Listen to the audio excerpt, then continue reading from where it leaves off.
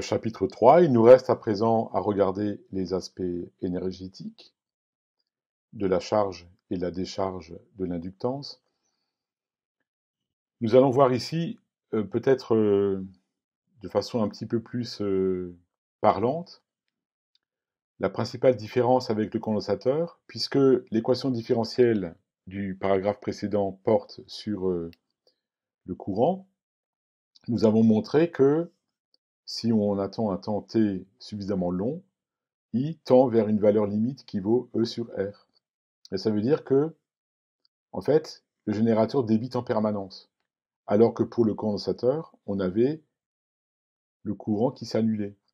Parce que la tension U tendait vers une valeur limite, et donc du sur dt qui s'annulait pour un temps t suffisamment long, et à un moment donné, le générateur ne débitait plus. Alors que là, en l'occurrence, lorsque on est arrivé à la valeur limite, il n'y a plus de tension au bord de l'inductance, mais il y a un courant dans la résistance en permanence. Alors on fait la même étude, mais du coup elle va être un peu plus rapide.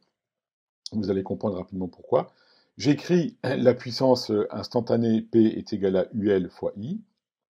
Je remplace UL par LDI sur dt.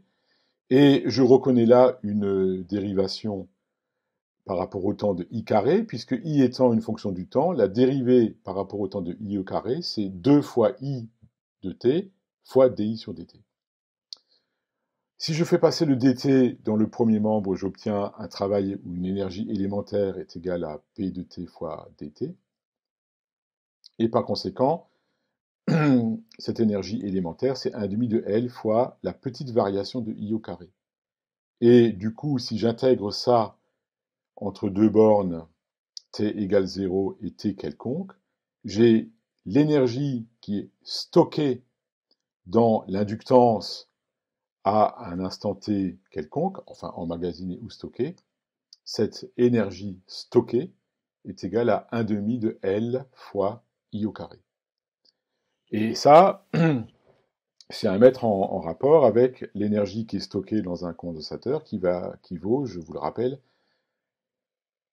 W indice C est égal à 1,5 de C fois U au carré. Là, on a une formule qui est pratiquement identique, mais d'abord, évidemment, C est remplacé par L, mais surtout, l'énergie est proportionnelle au carré du courant, alors que pour un condensateur, c'était le carré de la tension. Ah, c'est bon. Ça, c'est vraiment important à comprendre. Il y a bien sûr des similitudes, mais il y a également des différences. Sans quoi, ça serait évidemment pas deux composants différents.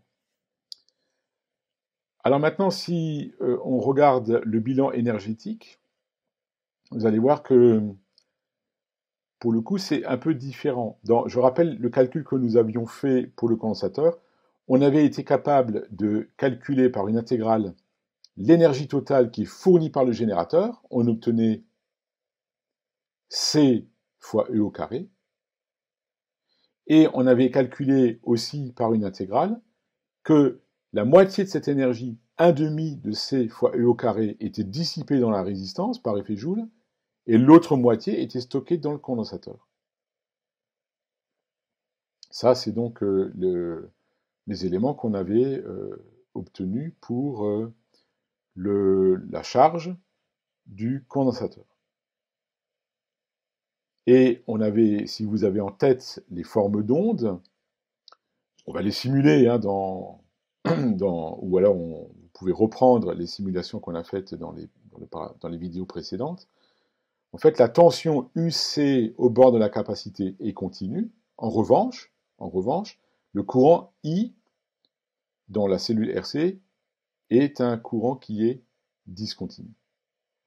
Et donc, je rappelle, UC tend vers E, I de t tend vers 0 quand le temps devient infiniment grand, si on est suffisamment patient.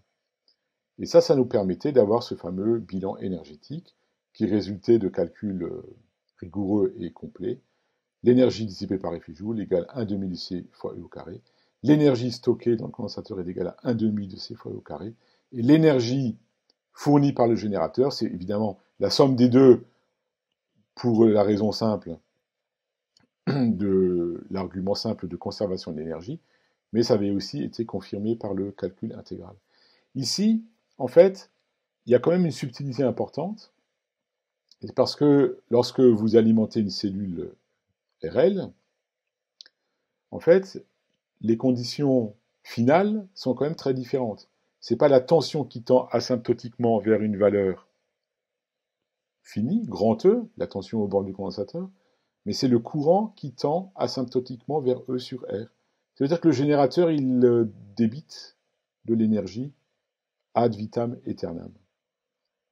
Et par conséquent, les intégrales, si vous vouliez calculer les intégrales de l'énergie fournie par le générateur, en fait, cette intégrale, elle ne converge pas. Parce que le courant I ne s'annule jamais. Donc, les calculs sont quand même un peu plus... enfin, ils ne sont pas aussi spectaculaires que pour le condensateur, parce que les intégrales ne convergent pas. Donc, ça veut dire que mais, quand vous avez attendu assez longtemps, il n'y a plus de tension L fois dI sur dt, ça tend vers 0. Et du coup, votre générateur, il débite dans une résistance. Mais l'énergie n'est pas bornée, donc l'intégrale ne converge pas. Donc voilà, les calculs énergétiques sont un petit peu moins spectaculaires, mais le principe global de conservation d'énergie, évidemment, est quand même le même.